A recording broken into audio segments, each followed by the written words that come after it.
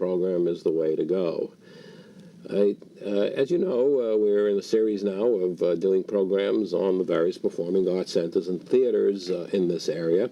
And one of the best, one of the most interesting, one that I like and I go to frequently is the Stamford Center for the Performing Arts. And of course, Stamford, Connecticut. A lot of interesting things happening there, a lot of new things happening there. And my guest today is the general manager, who is George Moredock. And George, I'm so glad that you could come here and we could talk about the Stamford Center. And so let's get right into this. What makes this season so unique? And it is unique. That's a good question, Norman. And incidentally, thank you for having me this afternoon. Probably the single thing that makes the Stamford Center season more unique this year than previous years, we like to think we're unique every year, but is the fact that we have taken our theatrical programming, which has traditionally been done in our new facility, Rich Forum, the small 750-seat theater that was built in the early 90s and opened in 1992. And we've moved some of that programming to the old Palace Theater. The reason for the... Yeah. We're very fortunate in having two such diverse places to present. And so different. Yeah, absolutely. I mean, one of them is very modern. That's right. You describe Rich Forum as small, and I suppose comparatively it is. But it's beautiful. It's spacious. It's a great modern theater, and the Palace. And the Palace is 75 years old, or 70 years old right now, soon to undergo a slight facelift. But the main reason we split the programming between the two venues was economics. What follows along with economics is variety. Because of the limited number of seats at Rich Forum, 750, that pretty much predicates the amount of money you can spend presenting a play or a concert. Income, outgo. If you can sell 750 seats at $10, that's $7,500. Interesting. We'll get into some of your background, how you have gone in a few minutes, how you have gone from backstage, stage manager, technical person, lots of money to management, and now you think about these factors. That's right. So a lot of a different orientation for you. But yes. So anyway, to end that thought, our audience has been asking us for musical comedy or musical drama product for 3 years, and it's expensive, whether it's a Broadway road show coming out of New York like Tommy or She Loves Me or Jesus Christ Superstar, or whether it's going into New York like Victor Victoria or Busker Alley just came out of Toronto. Victor Victoria came out of Chicago. It's very expensive. You couldn't put it, even though our facilities are plentiful and we could handle the show, we couldn't sell enough seats to pay the bill. So in an effort to diversify, and in an effort to have a few more seats to sell, we decided that we would add some musical product to the menu, as it were. Most particularly the 25th anniversary production of Jesus Christ Superstar, which I just viewed on video for the first time in 10 years, and it's remarkable. I mean, Andrew Lloyd Webber's music probably has never been as good as it was, on day one, and it is splendid.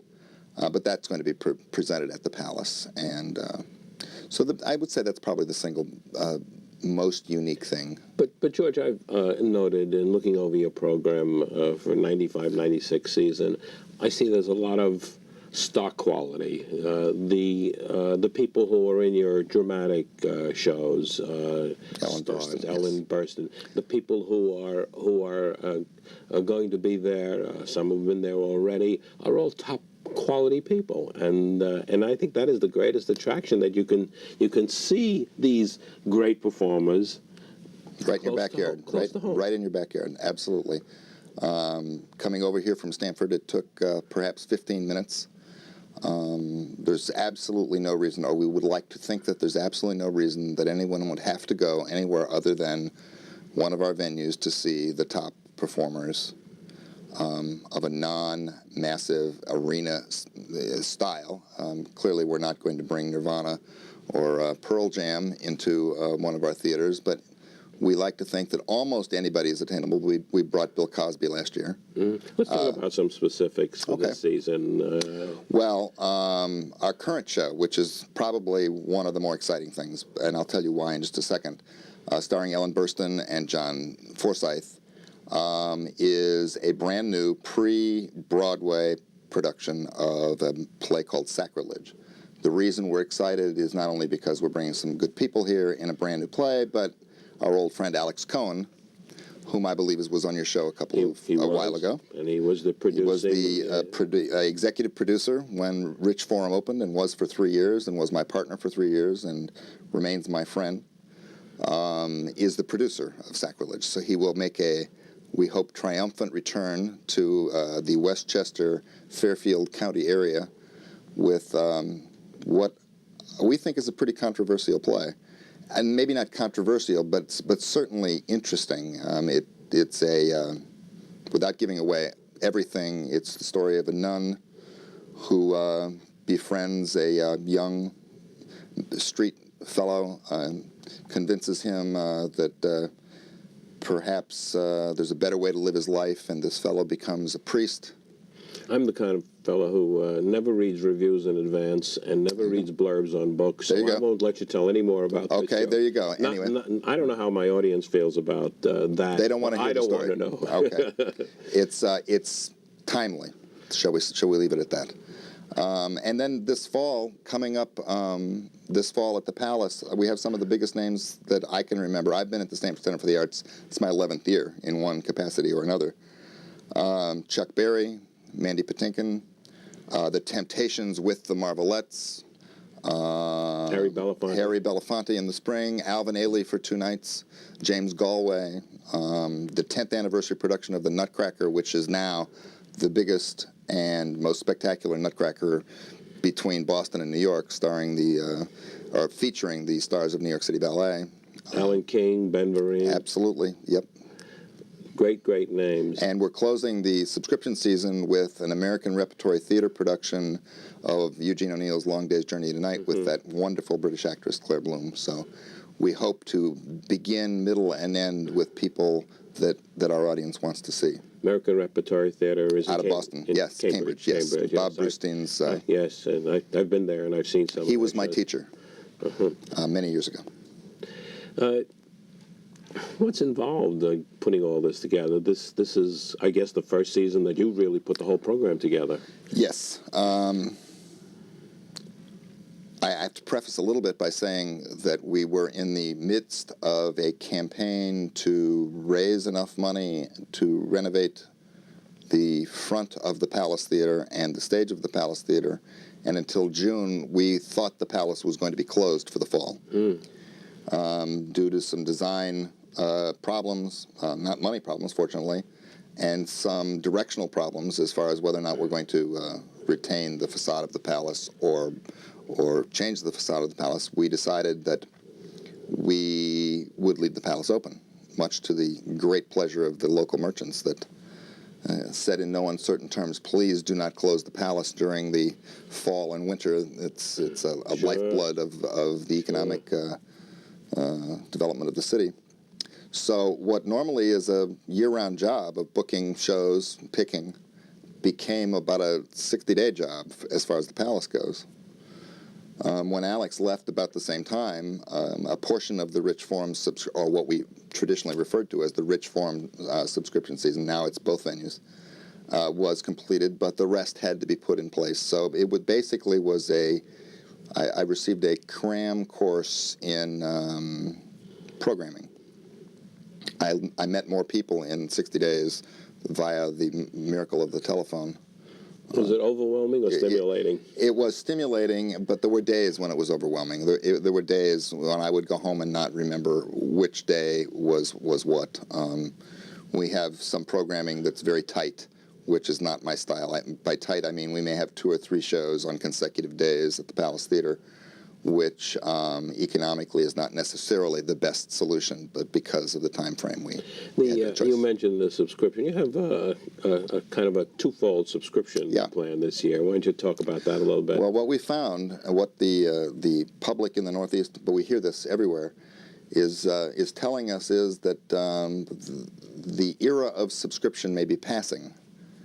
The money that is saved by buying a package does not necessarily offset the inconvenience of having to make your plans for the next 9 months based upon which night you're going to the theater. Mm-hmm. And they're telling us that, well, we like your programming, but it's too complicated to know that on Tuesday, May 11th, I have to be in your theater. So we have introduced, as have many other places, a flexible package. You can buy the same number of tickets. You pick the night. As a matter of fact, you can even pick the show. You don't have to see all 6 plays.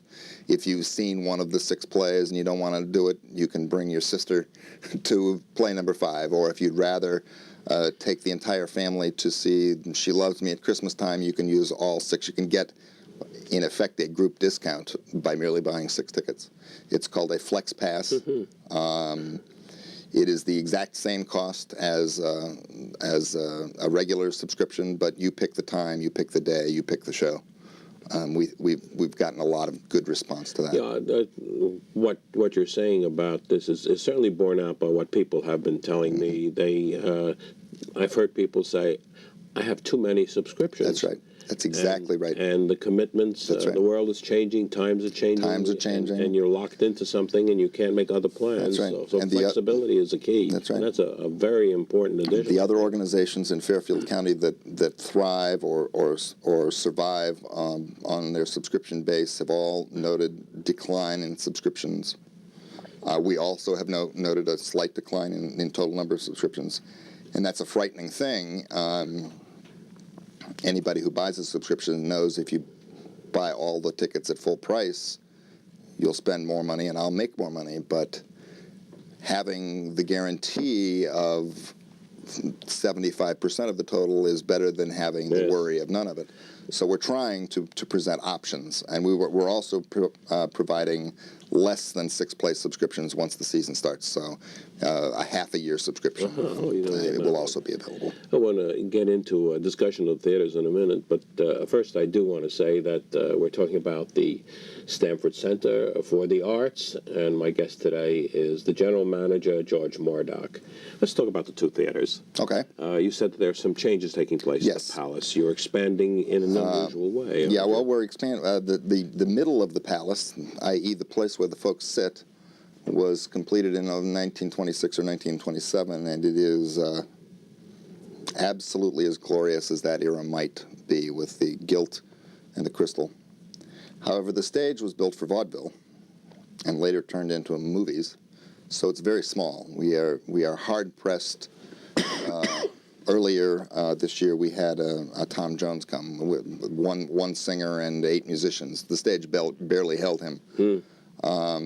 Bringing something like Tommy or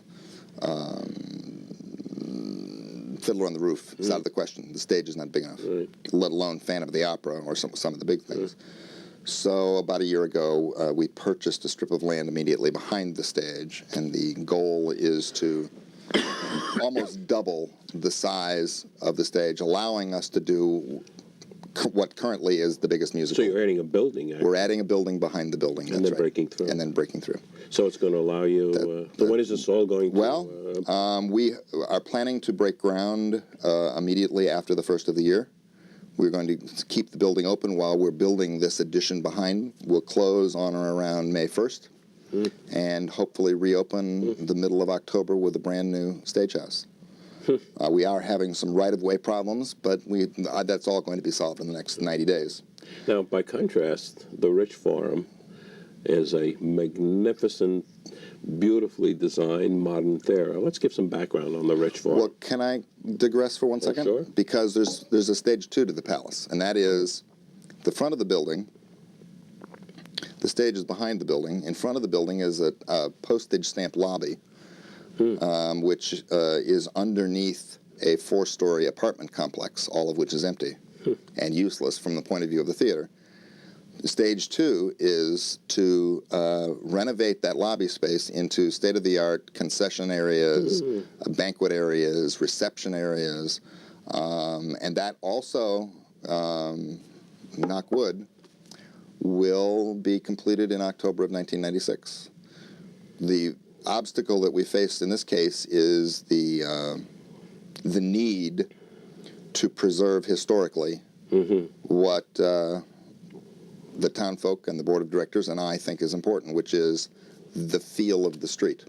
Yeah. We have to come up with a design that represents Main Street, USA, or in this case, Atlantic Street, Stamford, that reflects the economics of a main street, that does not speak to a space age building, which some people in Stamford feel that Rich Forum maybe does. Yes. We have to preserve the tradition. It is quite different. It is. It is. Before we go into into Rich, you did mention preserve Atlantic. Yes. It's important that people know how to get there. So why don't we just talk about the easy access? Coming from this direction, you get right on 287 and go over to 95 North. Get off at exit 8 Atlantic Street, and you're there. You turn left onto Atlantic Street. 2 blocks down is Rich Forum. 4 blocks down is the Palace. There's ample parking on both sides of Rich Forum. There's ample parking on both sides of the Palace, indoor and outdoor. I must say that from the very first time that I started to go there several years ago, it's so easy to get to. Very easy. It's impossible to get lost because That's right. there is no turning. There are no turns. Just one left turn off the highway, and you're at the And you're there, and as you pointed out, there is a nominal charge for parking, but when I went into New York to see a show and paid $24 to park, I think $2.50 or $3 allows you to park outside of our theater. And a lot of parking. And there's plenty of parking, absolutely. And this also might be a good time to give the telephone number of the box office. The box office. For ticket information, call 203-325-4466. And we're going to put that telephone number up on the closing credits so people can write it down. And if you want personal treatment, ask for Rick. I'll be fine. Now, let's get on to the Rich Forum. Rich Forum. A beautiful building. Beautiful. I was there a short time ago. I saw this wonderful show about Marlene Dietrich's life. And although I knew about it, I just looked at the plaque about the arch, the Borglum Arch. So why don't you talk about that? Well, I came to work for Stamford Center for the Arts in the last year that the old Stamford Theater was open, on the site where Rich Forum now sits. And that theater also was an old movie house with an apartment building above the lobby. It had many of the same problems that the Palace Theater has, but the building was in great disrepair and was not savable. I photographed the demolition of that building and wept because I dislike the destruction of anything old. But what was preserved was the main arch, which framed the doorway created a portal to the building, which had some artwork at the top of the portal, which was created by Gutzon Borglum of the Borglum brothers of Stamford. His other claim to fame, and perhaps a bit more noteworthy, was he was the artist who sculpted Mount Rushmore. So that arch was dismantled piece by piece with But the figure at the top, let's not leave out who that is. Leonardo Duzza, absolutely. It was dismantled piece by piece. And the idea was to put it inside the lobby of the building. Well, in the process of dismantling, it was discovered that that building had been built in 1914. The inside of that arch was rotten. So they made a casting of the arch, piece by piece by piece. And Borglum's art, and it is rebuilt, and now frames what we refer to as the grand staircase, which is not 2 stories. And the nice part is you can see it from inside the lobby and from outside. Yeah, you can see it from the street also. That's right. So it stands and it remains. And the theater itself. Talk about the theater. The theater itself. As I struggle here with laryngitis today. That's okay. I'll keep talking. I'm no stranger to talking. As I recall the process by which that theater was created, the initial designs happened in the mid-'80s at the Hartman Theater. Stanford's regional theater was still alive and flourishing, and it was designed with an eye to regional production. They being the board and general managers of the Hartman, were looking for a 400-seat theater.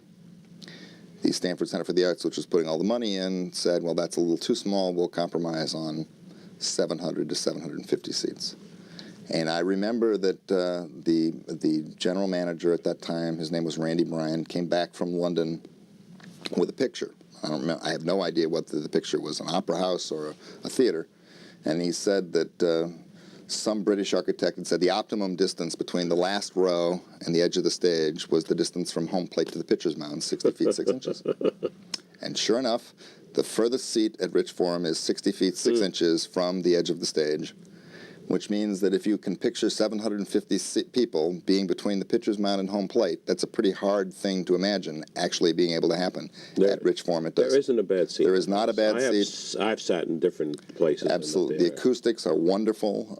This past summer, Crown Theaters moved in, installed an entire movie projection system, and we showed family films all summer, and we're now the proud owners of film equipment, so we will also be doing, this is a scoop. We will be doing a Halloween horror fest on the Friday, Saturday, and Sunday prior to Halloween. That'll be the first test of our new equipment as far as we're concerned. The stage is 100 feet wide and 48 feet deep if you count the orchestra pit. It's one of the biggest stages I've ever walked on. I know there are bigger stages. It will hold Tommy on stage and Miss Saigon in the wings if need be. Unfortunately, there aren't enough seats to pay to put Tommy on stage or Miss Saigon in the wings. But it's the best place to see drama. I saw The Madness of George III in London at the National in the 4th row. And it wasn't as good as seeing it in the back row of Rich Forum because the National's just too big. You know, it's interesting to me that in your material, talking about your season, the term eclectic is used. Yes. And well, I'm eclectic. I like eclectic. And I think eclectic is necessary in this day and age. I think when you have 62 channels of television and cineplexes with 12 screens, and the Yankees and the Mets and the Rangers and the Islanders, you can tell I'm a sports fan, and the Knicks and the Nets and the Devils and the Giants and the Jets, that's all of them, 9 professional sports teams within 45 minutes. Not to mention Madison Square Garden and Radio City Music Hall and the new Meadows up in Hartford and the Indian Casino. You have a lot. You have a lot of competition. Is it the same audience? Yeah, I think the audience is everybody who can afford to go out and spend an evening with their spouse or their mate or their family. And yes, I think the audience, it's essentially the same audience that goes to Yankee Stadium that comes to our theater. It may not be the exact same person, but the demographics, if you were to look at the age and the income level, yeah, I would say in general, we're competing with the same people. We're trying to broaden the base of our audience by bringing those folks that don't go out at all out. But eclectic is absolutely essential. That's an interesting term just used. Those people who don't go out. I am amazed of the number of people who say, I have nothing to do. I have nothing to do. And yet, I think there's so much to do with all the things that are available in this area. Well, it's a question of choosing. In Stamford alone, between our programming and the programming of the Stamford Symphony and the programming of Connecticut Grand Opera and the programming of New England Lyric Opera and the programming of the Rainbow Theater and Stamford Theater Works, and God forbid if I've left anybody out, there are probably 250 performances a year. And you're not counting all that's going on and I'm not counting, in Westchester. No, that's one town. I'm not counting the Westchester. So how do you get your share or rise above the competition? Yell louder. Yell more often. And have quality. And have quality. And back to eclectic. That's right. 10 years ago, a group like the Cambridge Buskers, which I reflect upon fondly, I did not know who they were before they walked in the door, nor did anybody in Stamford. 500 people showed up. They played flutes, little flutes and big flutes, and they played British folk music. And they were exquisite and extraordinary, and we wouldn't sell 10 tickets this year to the same thing because 10 years ago it was the only show in town. Now, given the option of seeing Ellen Burstyn and John Forsythe or Chuck Berry or the Paul Winter Consort, or the Cambridge Buskers, there's a good chance that the Cambridge Buskers would not receive their fair share. You're not heavily into classical music. We have 2 or 3 per year. James Galway will be here this year. That's another example of how our programming has changed. 8 years ago, we had 5 or 6 sold on a series, and you might see Itzhak Perlman, and then you might see an artist like Andre Watts, and you might see 3 people that only the aficionados would know. The aficionados now are going to the symphony, and Ellen Burstyn, and James Galway, and they're not going to see the 3 because they don't have enough time or inclination either. So the star quality has become more important because there's more to choose from. When you were only choosing maybe 2 performances a month versus 10 a month, It's a big difference. there's a big difference. Well, what we have chosen to do is to fill this time, and we've run out of time, and I thank Remarkable. you very much Well, I thank you for coming, having me. And it's been most enjoyable. At any Thanks time. for these insights. I'm available. We've been talking today about the Stamford Center for the Arts. Great eclectic programming, many stars, many diverse programs, a good place to go. I'm Norman Liss. The name of this program is The Way to Go, and until next week at this time, enjoy yourself.